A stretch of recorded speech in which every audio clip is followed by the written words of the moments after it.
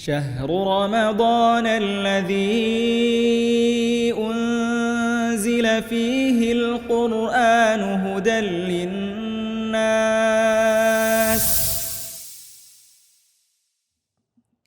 Assalamualaikum warahmatullahi wabarakatuh. Alhamdulillah wassalatu wassalamu ala rasulillah. Pemirsa sekalian, selamat datang kembali di serial Ramadan Surah Mengaji. Dan insya Allah mungkin ini video terakhir serial Ramadan yang setelah menemani pemirsa sekalian selama bulan Ramadan. Masya Allah, semoga bisa mengambil banyak manfaat di serial Ramadan di tahun ini, di video-video sebelumnya selama bulan Ramadan. Dan di video terakhir ini kita bersama guru kita, Ustadz Muhammad Syaputra. Assalamualaikum Ustadz. Waalaikumsalam warahmatullahi Sehat wabarakatuh. Ustadz ya? Alhamdulillah. Alhamdulillah, Masya Allah. Baik, pemirsa sekalian, setelah kita berpuasa 1 bulan penuh di bulan Ramadan, tibalah kita berhari raya. Dan Masya Allah Ustadz, di hari raya ini merupakan hari raya kaum muslim Ustadz. Di sana tempatnya orang berbahagia. Nah, ketika hari raya ini atau ketika Idul Fitri, apakah ada sunnah-sunnah Ustadz? Atau ada adab-adabnya atau mungkin ada larangan-larangan ketika berhari raya Idul Fitri ini Ustadz? Iya, bismillah wassalatu wassalamu ala rasulillah ma ba'd. Jadi kalau kita bisa ini ya, maksudnya kita bisa bagi ya Nah, Ustadz. pembahasan kita ini, kalau dikatakan ada berhari raya ini ada dua hal. Adab ketika kita melaksanakan sholat Id gitu ya, dan adab ketika kita merayakan hari raya Hari raya. gitu ya. Dengan berkunjung atau dengan bersilaturahim dan semacamnya. Nah, untuk poin yang pertama ya, banyak di dalam kitab-kitab fikih pembahasan mengenai sunnah-sunnah yang selayaknya untuk kita penuhi pada saat kita melaksanakan pelaksanaan sholat Id. Seperti contoh yang pertama adalah kita mandi terlebih dahulu ya, dengan mandi yang sempurna. Semua anggota badan kita guyur dengan air. Kemudian kita memilih pakaian yang terbaik. Ya, terutama para lelaki mengenakan pakaian yang terbaik untuk menghadiri tanah lapang untuk melaksanakan sholat Id. Kemudian mengenakan wangi-wangian bagi para lelaki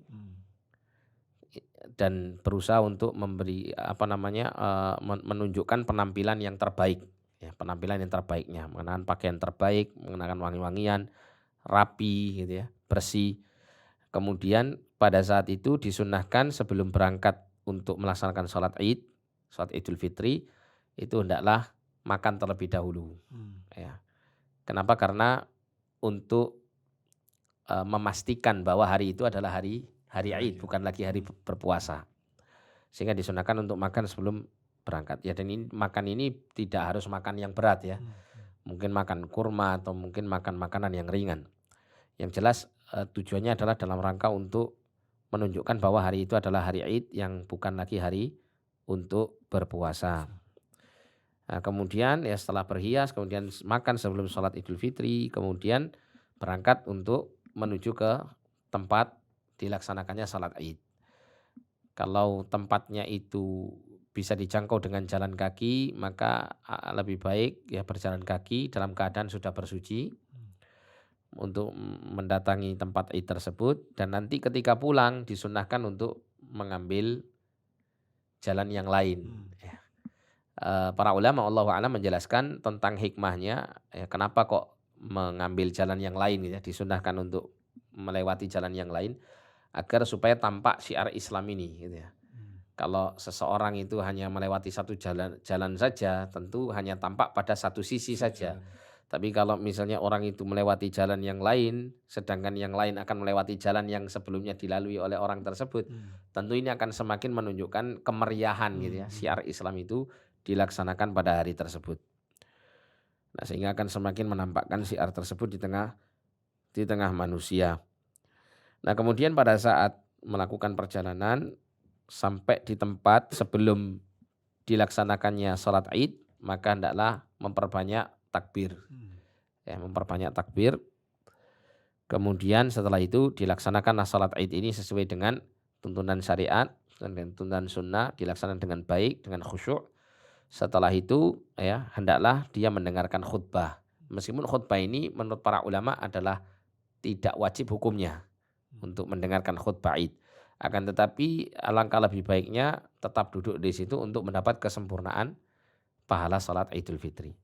Nah, setelah itu kemudian ya setelah menyelesaikan mendengarkan khutbah di sini, maka kita ya bisa memberikan eh, ucapan-ucapan selamat atau semacamnya kepada saudara-saudara kita selama kaum muslimin di tempat ketika kita sholat Id. Sholat Id. Ya, kita menampakkan kegembiraan, ya, kemudian mendoakan kebaikan satu dengan yang lain.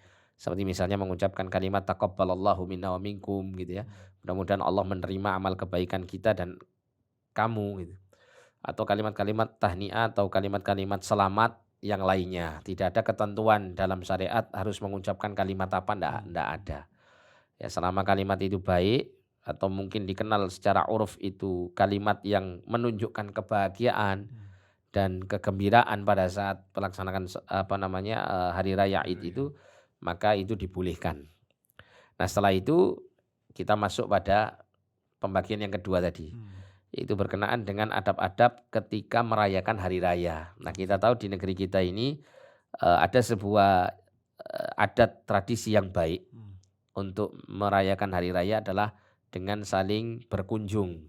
Berkunjung kepada sanak saudara, berkunjung kepada tetangga dan kawan-kawan ya, untuk saling menyampaikan selamat ya atas hari raya tersebut atau dirayakannya hari raya tersebut, atau dengan meminta maaf gitu ya apabila pernah salah dan seterusnya. Ini tidak ada masalah ya, selama ya ada beberapa hal yang harus dihindari. Yang pertama, kalau minta maaf ya yang biasa kita lakukan ketika di hari Idul Fitri itu, kalau kita yakini bahwa itu adalah hari yang memang syariat menentukan untuk saling bermaaf-maafan, maka ini tidak ada.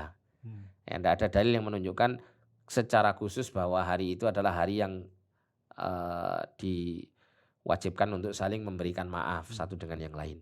Tapi hanya sekedar misalnya mengambil momen karena waktu itu orang banyak berkumpul dan kemudian sangat memungkinkan untuk bertemu satu dengan yang lain, sehingga kemudian kesempatan itu sekaligus juga digunakan untuk meminta maaf satu dengan yang lain, maka itu boleh, tidak ada masalah.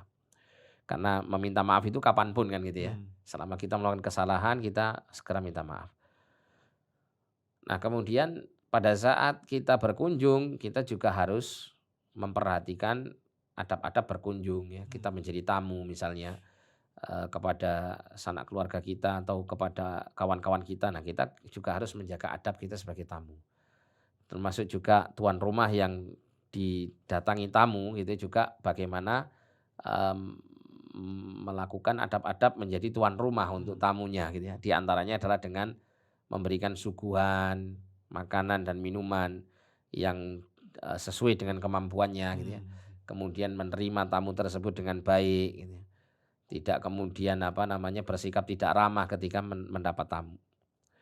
Termasuk juga tamu juga harus tahu diri gitu kan ya. Termasuk juga ketika bertamu itu jangan sampai adanya campur baur antara laki-laki dan perempuan yang bukan mahram. Termasuk juga bersalam-salaman, ini juga harus dihindari ya. Harus juga dihindari bersalam-salaman dengan yang bukan mahramnya, ya, lawan jenis yang bukan mahram. Sehingga perlu juga untuk mengetahui mana mahram, mana yang tidak mahram gitu ya. Ya, harus tahu siapa-siapa yang boleh untuk salaman gitu istilahnya, bersalaman, mana yang tidak dari lawan jenis ini. Nah, hal yang seperti itu harus benar-benar diperhatikan. Supaya apa? Supaya nanti hari raya yang dia rayakan itu benar-benar mendatangkan keberkahan untuk kehidupannya, bukan malah mendatangkan malapetaka dengan banyaknya dosa yang terkumpul pada saat itu. Termasuk juga menghindarkan diri dari maksiat-maksiat yang lain ya. Misalnya karena banyaknya anggota keluarga yang datang dan seterusnya, nah itu sebagian kaum akhwat wanita misalnya bebas untuk membuka auratnya di hadapan orang yang bukan mahramnya dengan alasan masih saudara, masih kerabat nih.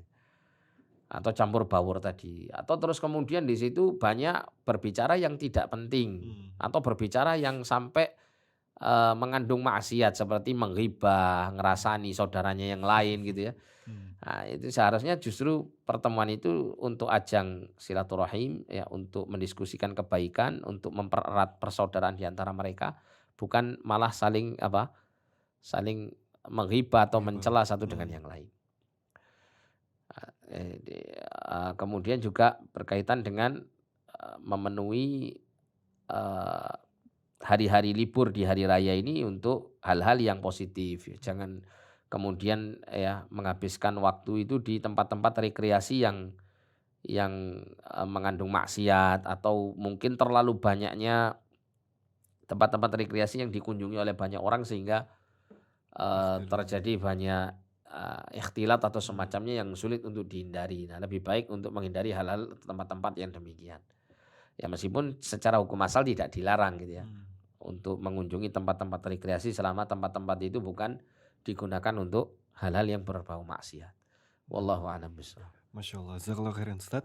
Demikian pemirsa sekalian, Masya Allah kami ucapkan jazakumullah khairan kepada antum sekalian yang istiqomah menyaksikan serial video Ramadan atau video serial Ramadan Surabaya Mengaji selama di bulan Ramadan ini.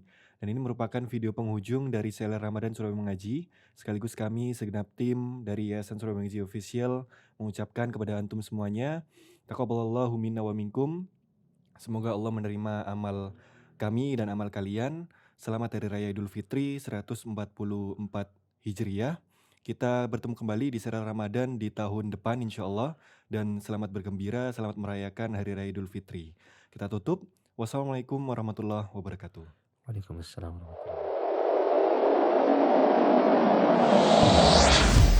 Surabaya Mengaji.